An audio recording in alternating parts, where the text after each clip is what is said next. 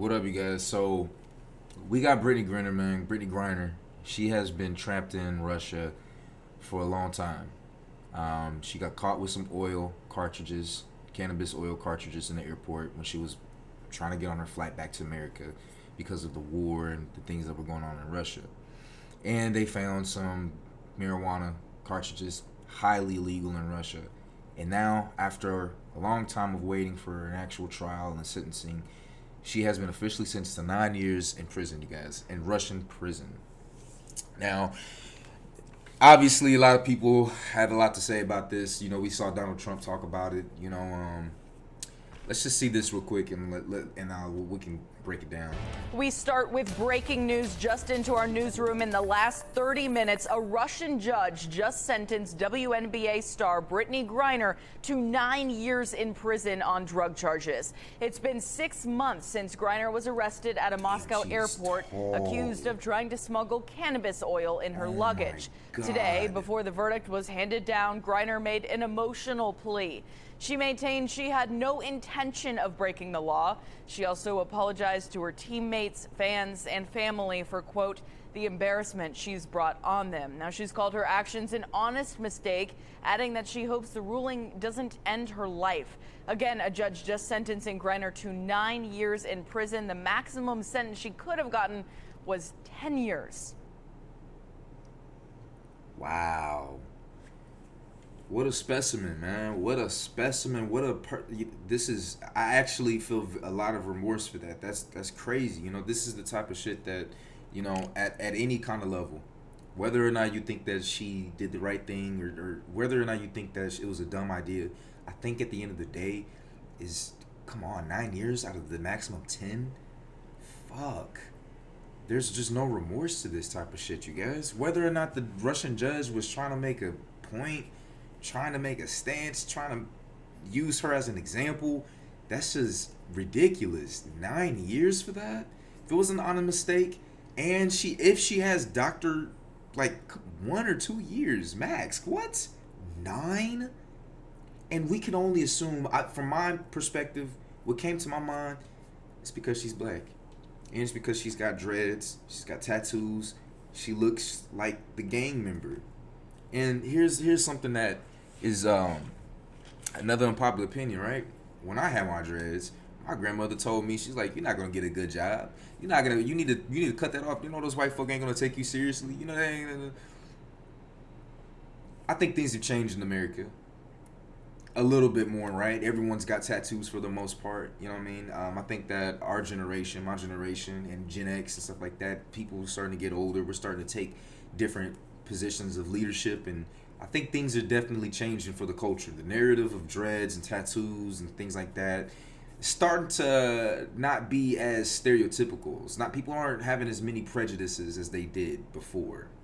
And because of that, I think it makes a lot of people think that what goes on in America, the biases, the stereotypes, the barriers for the repercussions for, you can hit a person if they call you the N-word, you know what I mean? Like, and people don't necessarily feel bad about it. Those types of things don't necessarily fly in other countries. And this is one of those situations. Yeah, we had the civil rights movement in America.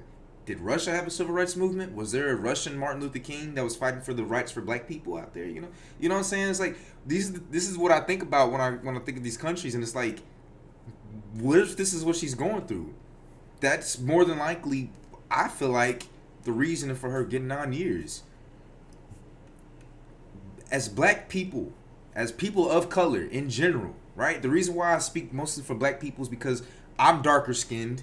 What I mean by darker skinned is that I can't pass for anything other than Mexican or black. And most people, because of the way I talk, the way I look, I'm gonna be looked at as a black man. This is off of stereotypes. When they hear my last name, then people will be like, "Oh, okay." But either way, I can't pass for a white person. If you are a Mexican person and you have lighter skin, you can pass for a white man. You can pass for a white person. That's all people really care about. And because you can pass for a white person, you're going to get white privileges. You're going to get lighter skin privileges when you go to the country. So that's the reason why I mostly speak, because I'm speaking from my perspective. Now, yes, dealing with as a mixed person, I have my other like difficulties and different things that I have to face in my life that black people don't have to face in their life, that Mexican people don't have to face in their life. I'm mixed, so I have a different set of issues than all of them put together, but I still inherit those issues of those races as well. That's for another topic. But in this situation, I can vouch for her on that, man. One time, one of my friends in high school got into a fight. White dude, his name was Tristan. It was supposed to be a big thing. The whole school went to the park, and everyone was there. It was like 100 kids from the city. My best friend was fighting this dude at the time, you know, and we was there. We was watching it. Cops pulled up. Everyone started running. Everyone ran. Whatever. Right? And so, what ended up happening later down the road was somehow they got my number. Can't remember how they got my fucking number. They got my number though, and they called me and they said, "Hey, can you come in? Can you come in for this and speak to us? Tell us what happened." You know, me thinking being a good citizen, I'm thinking, oh, okay, well, you know what, let me cooperate with the police. I was like 16 at the time, 17, like a kid, you know what I mean? And so I go up to the police. I tell my mom, was like, hey, they want to talk to me about it. So I go in there, tell the police officers, like, yeah, my friend, he was the one that was fighting. I was just simply someone watching. You know, I went to go whatever. And you know what they did? They charged me. They charged me for the fight. They charged me for the fucking fight. And you know what happened? I ended up calling my friend Tristan. I was like, bro, I went to the fucking police police headquarters and I told them what happened, bro. It's like, and he's like, bro, I did too. I was like, you did? I was like, what'd you tell him? And he was like, yeah, I told him that I fought. I was the one that was fighting. Why did you get charged? Why'd you get charged, Trey? That's a good fucking question, Tristan. I wasn't the one fighting. You went to the police officer headquarters place and you told him you fought. You didn't get charged. I got charged. What the fuck? Don't make sense. Gotta crack it down to race. Have to. What other reason? What other reason is it? What other fucking reason is it?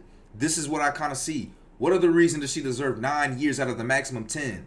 When it was a smuggling? Are you kidding me? You making it like she was bringing in fucking 9 pounds of fucking marijuana or some shit. She had probably one little cartridge, one little pin. And if she had a doctor's note for it, 9 years? How does that make it make sense to me?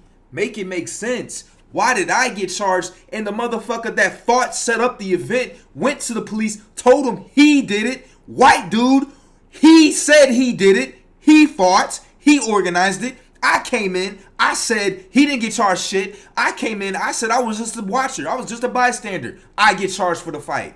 Make it make sense. This is what I see here, man. This is what it is. And if you've been lucky enough as a person of color, black person, whatever, to not have experienced this type of shit in America or in the world, well, I'm telling you, it exists. If you haven't experienced it now, you will later on in life. And don't be surprised when it happens. Just keep it in the back of your mind. Understand. Move with discretion.